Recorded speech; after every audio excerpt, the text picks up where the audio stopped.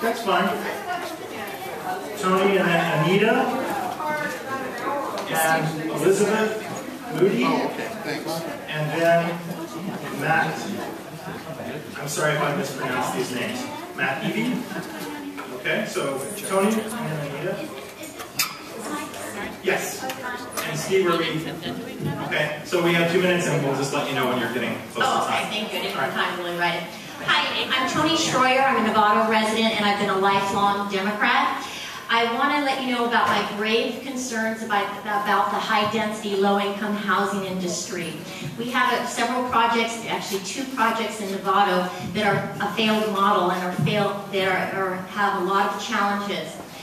What is happening is there's no accountability for the investor/developer for crime or for safe housing. So I'm hearing a lot about affordable housing, I'm hearing a lot about low-income housing, but I'm not hearing anything from our politicians and our leaders of the word safe before low-income housing, safe low-income housing, safe affordable housing, because right now the investors or developers have no accountability for crime. We all know, well, I can't say we all know, those of us who live in Nevada have experienced a failed model with the Wendover apartments where they have no accountability for crime. So I have had to go not only to our city council, to our supervisor, to our assemblymen, and finally now to Lynn Woolsey's office, and then the state of California, for them just to provide security for the residents that they claim to help. So finally, there still isn't any security gates or cameras. So when you put put people together like chickens in cages without any life skills, without any money, further funding for the schools or for the police, which use these resources, this isn't sustainable at all. It's sustainable for the developers and the investors. This is what this is about. This is about money. There's alternative ways to look into growth. What about birth control? What about the electric car? What about telecommuting? What about carpooling? This is about land grabbing too. Our government has the power to rezone our personal property without our consent. Now, I don't think that's is right. And again, this is about making money, all tied up in a green blanket. Now, we all would like clean air, but this isn't the way to do it, and it's not fair, and we are losing local control. Because what they said on the screen, just a second, is that we have local control. Well, we don't with unfair, one-size-fits-all housing mandates. And one thing, too, the high-density, low-income housing industry will slander you. They will bully you if you disagree with them, and I'm not falling for it. Thank you. Well, thank you. Anita, followed by Elizabeth Moody, followed by Matt Hebe. Thank you. I'm Anita from Novato. I have a comment and a question. My comment is, the concern is for reducing greenhouse gases. However, greenhouse gases and high-density housing are at odds with each other. High-density housing does not reduce greenhouse gases. It creates a more dense pocket of greenhouse gases for people to live in and create respiratory problems and aggravate people with asthma. So greenhouse gases and high-density housing are not compatible. My question is, how is it that one organization can determine how 9 million people would like to live and where they would like to live? Yeah! And I'd like to use the rest of my 2 minutes for your answer now. Thank you. The way we're going to handle it, go ahead. The way we were going to answer was to write them down, and we're going to reserve some time at the end of this session before we break to the next to answer the questions. I've got more than a minute left. I'd like to answer now. Lou, I think if there are questions that are more complicated than the time involved, we will have to carry it. But on that particular question, I think that your concern is that one organization is making all the land use decisions for the entire Bay Area. By state law, local authorities do retain the land use decision-making power. No regional agency currently has any land use authority. We will make our own decisions in individual towns, cities, and in the unincorporated areas by the county. What we have are federal and state laws that are trying to drive broader regional goals. We have to respond to those, but ultimately we will make the choice for our own community. communities. Okay. Well, I would like to say that there are people who would like to live in your high-density, compact housing, but there are a lot of us who prefer not to and like to maintain our property rights. Thank you. Okay, thank you again. Elizabeth Moody, and then Matt Hebe, followed by Rob Hebe.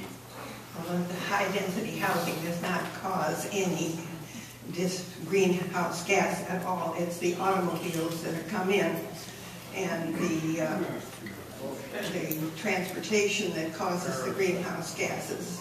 And we need affordable housing. I live in the Redwoods where there are 50 units of affordable units under Section 8.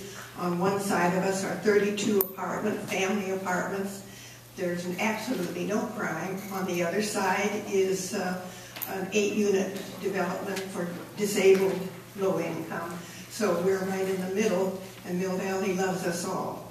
And we contribute a lot to Mill Valley. And in the Redwoods, we have 145 employees, only 10 live in Mill Valley, 65 come from out of the county, bringing all that greenhouse gas, plus the time wasted that they can spend with their families if they could afford to live in Marin, where they would if they could afford it, because I've talked to them. Also, our residents are, we've got out of 330 residents, there are only 2 black women and 1 semi-black person who are in the segregated South. And yet most of our employees are black and have to live out of the counties. If you don't call that discrimination, I certainly do. The per capita income in Marin is the highest in California, the 4th highest in the nation. And yet 75% of the jobs are from people who do not live in Marin, and most of the employment are service jobs, which are low pay, and that's the greatest growing segment of our job growth in the county. So we definitely need housing that they can afford. Thank you very much. Okay. Matt, followed by Rob, and then Bob F. Matt Evie here. I went to the meeting in Concord in May, and a lot of the concerns that were addressed at that meeting, in the follow-up information that was emailed to me, there was no basis in fact from what occurred in the meeting and what specifically was sent to me through the email. And I think the concern is that a lot of people feel it's rigged.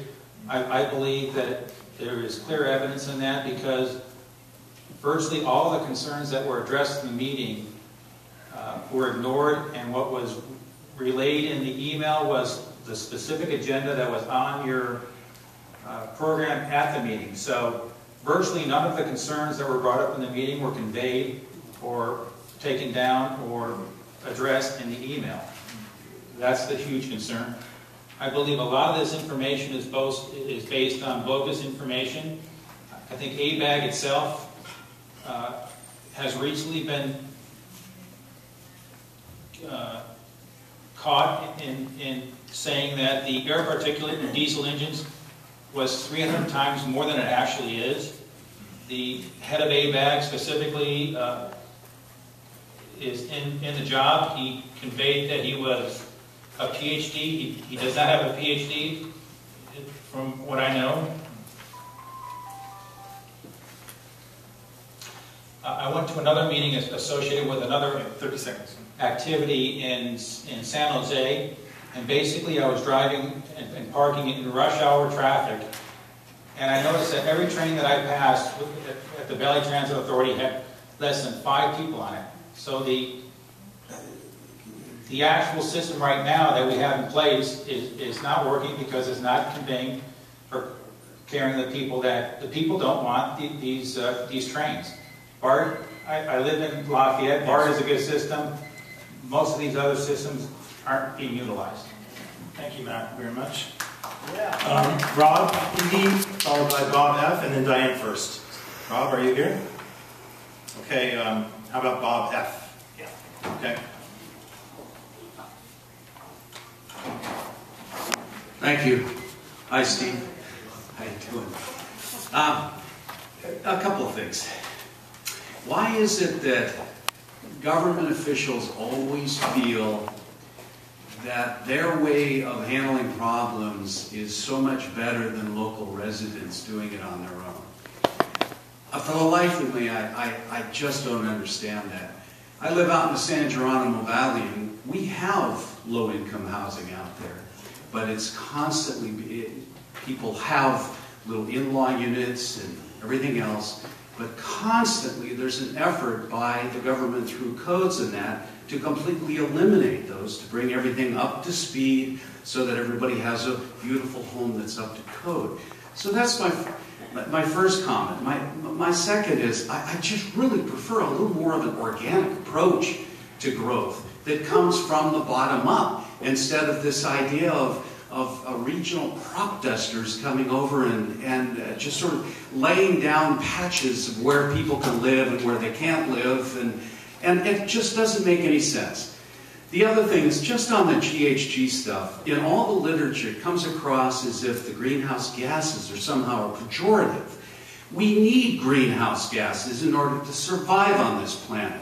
The catalytic converter that was invented takes all of the pollutants out of the tailpipe of a car, and what is left is CO2. So I just want it to be real clear here that all the plans that you're coming up with to spend millions and billions of dollars is because you're concerned about CO2. And I just ask you to rethink that a little bit. Is it really worth it to spend all this money for the sake of reducing CO2 that plants love? The last thing, in terms of the process here, I facilitate for a living. And I work with a lot of corporations that make the same mistake that this regional body is making. Please wrap up, Bob. I'll be very, very quick. You present us with a plan, and then you ask us to buy into it. And I can tell you from my experience in corporations, anytime a body does that, it is doomed to failure. You need to be asking, first of all, here's the problem. Folks, what do you think we ought to do about it? And start building from the ground up instead of trying to jam something down our throats. Yay! Okay, thanks. Whoa! The question I have that I'd really like to ask is, what could we possibly say in this meeting that would change this juggernaut from moving forward? Yeah! Diane, followed by Kay and Sarah. Go ahead. Hi, I'm Diane First. I'm a council member, Town of Corte Madera. I've been very frustrated with the process that we've been going through with SCS. We have received 5 different scenarios, none of which have built off what has been learned from our previous one as far as we can tell. We gave feedback last year to ABAG and MTC. I don't believe our feedback was taken into consideration when the subsequent scenarios came out. One of the main issues that Corte Madera has is that we are a tiny community. We are 3 square miles. We have fewer than 10,000 residents, and yet we need to accommodate hundreds and hundreds of households in this plan. This is all going to tie into the RHNA numbers, the RHNA, Regional Housing Needs Allocation. And, you know, for the past cycle, we were allocated 244 housing units in a town of 3 square miles. Luckily, we were able to accommodate it with our wind cut property. That turned into high density. We had to do high density in order to meet our state housing mandate. We will not always have that opportunity, nor will we always want to accommodate our numbers with high density.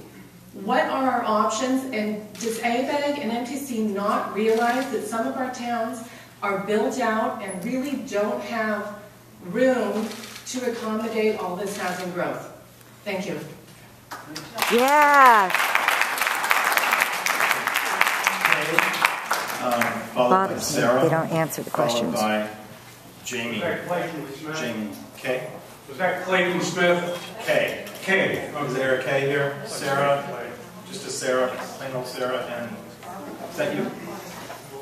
Sorry? Plain old Sarah. But I'm not first. No, it was Kay or you're Sarah. You're next.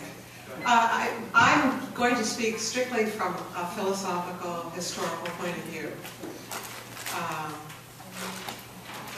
We are citizens of the United States of America, and as such, we have certain rights, among them property rights.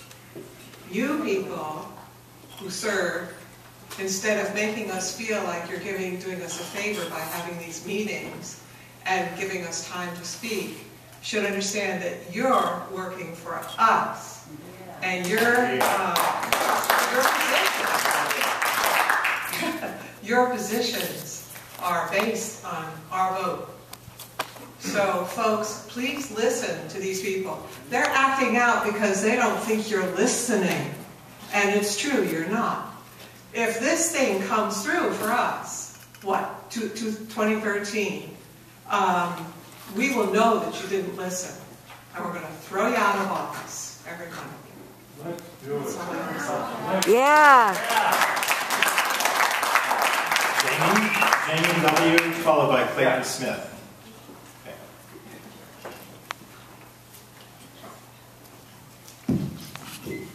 First of all, it's not really a question and answer when you're not giving us answers. All you're doing is taking our comments, writing them down just like you did last week. You're dividing up everybody. The people who really need to be hearing this right now are in different rooms. They're not hearing this. They need to be hearing all these questions that we're posing to you. You're taking this down. Who knows? You could take that paper and use it for toilet paper. We don't know. Yeah. You know, you got to say you're going to answer the questions on the website. I haven't seen any answers on the website whatsoever. But what I want to know, most of all, is first of all, in this down economy, where are you going to get the money to pay for all of this all across California? California is billions, with a B, in debt right now. Huge deficit, no way out. Governor Brown is hoping that we're all going to be stupid enough to vote for tax increases when we don't have the money to pay the bills we have now to pay for this and other programs. Second of all, I want to know why you're not willing to put this to the voters. Let all of us decide, not you, not some small committees who are going through the motions of these silly meetings. Why did you put this on the state ballot? Are you afraid that we're going to say no, that this is ridiculous, that maybe the truth will get out, that we think that this is just absolute garbage? And third, you've said that there's not going to be any eminent domain issues, that there's not going to be any seizures. Are you willing to be personally liable and responsible for any eminent domain seizures for any of this across the state of California? Thank you. Yeah. Woo! Clayton Smith, followed by Joan N. and Richard. Yeah, I wanted to follow up on the person from Corte Madera who I attended recently the meetings concerning the property that's going to be developed on the Wind Cup factory location. And it was interesting, what got me to the meeting was the fact that I had seen an article in the Wall Street Journal on this particular project. There's an article featuring the life and times of the developer, Mr. McFarland, who basically just recently lost $1 billion of your retirement money over there at CalPERS. He basically lost $1 billion of your money and your money too. And he's the guy who's now developing multitudes of these properties all over the Bay Area. And I had to ask myself, how could this possibly be? Well, of course, the tell is in the article. He is financed by Goldman Sachs, the evil corporation of finance that has basically starting wars all over this world, that is basically ripping off taxpayers, that is the focus of crony capitalism, and that in the MF Global debacle has stolen $40,000 of my own personal money. And I can't get it back. And it's kind of a phenomenon that I look at these people who present themselves as supposed liberal Democrats sitting over there and realize that you're really in bed with probably the worst form of fascist capitalism that exists on this planet, Goldman Sachs, and you wonder about where what the incentive is in this business. This is, again, just like the Pentagon. Only these properties, like the Fireside and this property over there at Corte Madera, these are ways of using social sympathy to finance the exploitation of these communities and to line the pockets of the multi-billionaires that are living all over this planet. And it's when I say like death of democracy, we have here the death of democracy.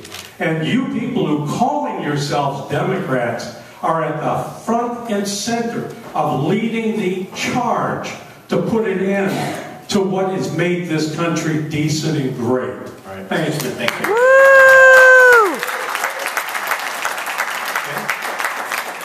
Joan or John N. Don't know. Followed by Richard. Either of those folks around here. We'll keep these in the event they show up for the next session. Margaret Siegert. Are you here? Okay. And followed by Erica Erickson.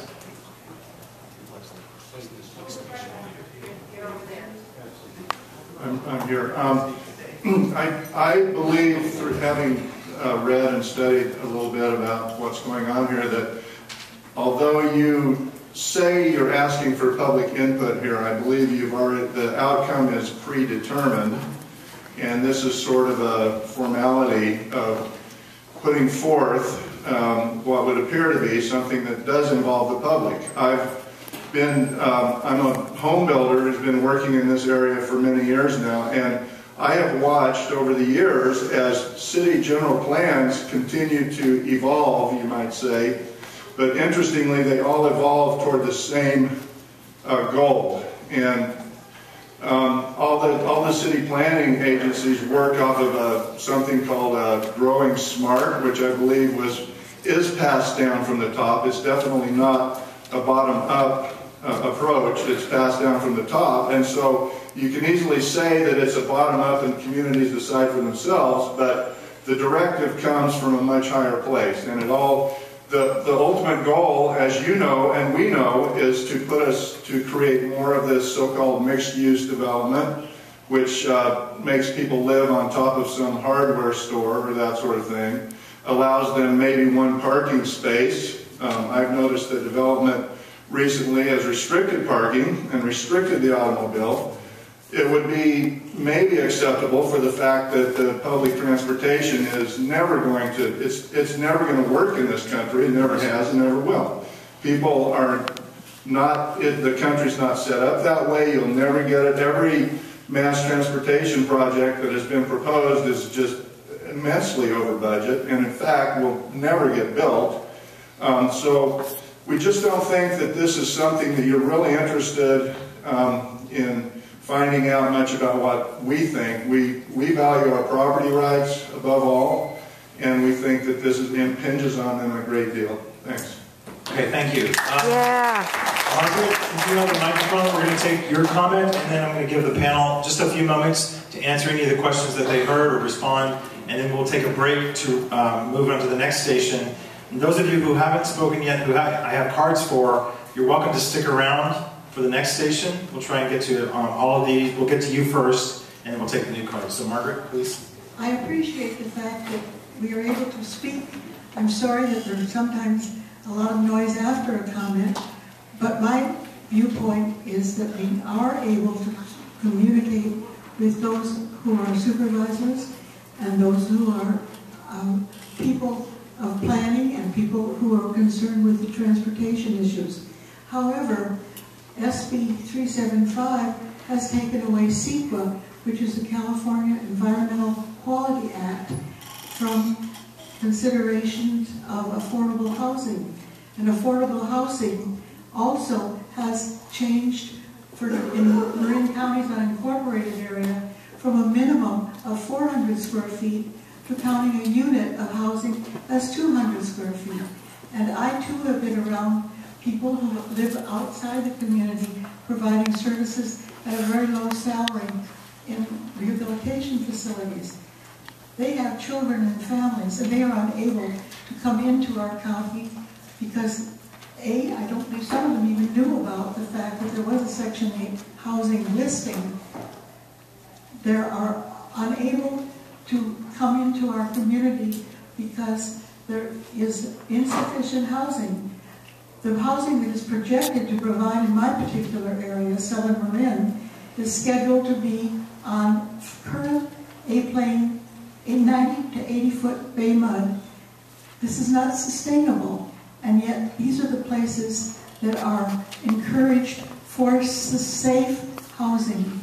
We must have housing that has parking, because the service industry people do need to go around the county and provide facilities that they use in their business. Parking is essential, and it's been cut out of most affordable housing planning. Thank you. Thank you, Margaret. Let me turn the time over now to our panel to see if, as we close out this session, you're welcome to stay for another segment. If the panel has any reflections or comments back to the audience from what we've heard so far. No, I appreciate the comments. I think that clearly many of you are very concerned about the process and whether it's rigged or not. Some of you who were concerned about the idea of smart growth, as you've mentioned, or mixed-use types of development. You know, my observation is that every indication I have seen is that Marin County will continue to be overwhelmingly single-family oriented development. Some people mentioned we're almost built out. I think that is true. There's a limited amount of additional development that we're proposing for Marin County. We see ourselves as a kind of a renewal and recreation area for the Bay Area, and we want to continue to keep our land use in open space and agriculture, and primarily as a land resource. But there are going to be elements of our community along 101 and along transit corridors where we do think we can accommodate additional development for young families, for lower paying jobs, as well as new workforce. Thank you. Okay. Well, we have some time. Is that it? We're just waiting on the signal for the stations to move. We can take another comment or two. We were told that there would be time for the comments to be answered at the end of the session, and we've had one answer. Yeah. So I would like to know, when are the comments that you said were going to be answered by the people in the session answered? Let me have a comment here. When I first was appointed to ABAG from it's coming. You know, one of the points that I've been bringing regularly to ABAG as the representative from Marin County is we have a limited water supply. We are almost built out. We have 2 national parks, 6 state parks, county parks, and protected agriculture.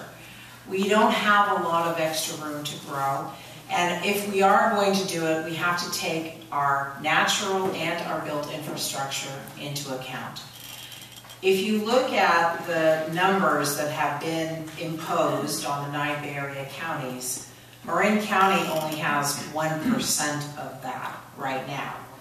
But some of the assumptions that have been made in terms of job growth, in terms of, you know, our foreclosures that we've dealt with, these are issues that we're bringing up. Pat Eklund, who is on the Novato City Council now, also she represents the cities and towns on ABAG. And these are the issues that are bringing up, and it's not just Marin County now that's bringing this up. This is, you know, in San Francisco and Oakland and San Jose, they're saying, fine, we'll go up, you know, 25 stories, but we have 200-year-old sewer lines that are brick lined. Where is the funding for that? What we're dealing with, and I hear your frustration, it's a frustration that I share. We have a state legislature that came up with SB 375. And we are, you know, and if you say no, then you have lawsuits coming. We spend a lot of money. Look what happened. Let me finish. If you wanted me to talk, give the supervisor. You wanted me to talk, give you some background. I want you to answer, not talk. Okay. I feel, you know, we're hearing this, and these comments will be comments that I bring back when we go back to our executive board meeting. How many of you have been at an ABAG meeting? How many in Oakland? It's, you know, we see very few people there as we as the policymakers are having those conversations. So there are opportunities for you to provide the comment, but I want to let you know that I am hearing, I'm writing down everything you're saying. These are comments that I will be carrying forward to ABAG. And there were some questions about, let's have a state initiative. Go get some signatures and put something on the ballot. That's how our system works here. That's democracy at work. Right now, we're trying to deal with what... Social engineering. This is social Okay. engineering. Excuse me, we're taking comments in the order that we've received. So if the panel is done responding, let's open it back up, and we'll just wait for the new folks to join us. We have a few more cards here. Erica Erickson is next, followed by Gail Theard. Okay, and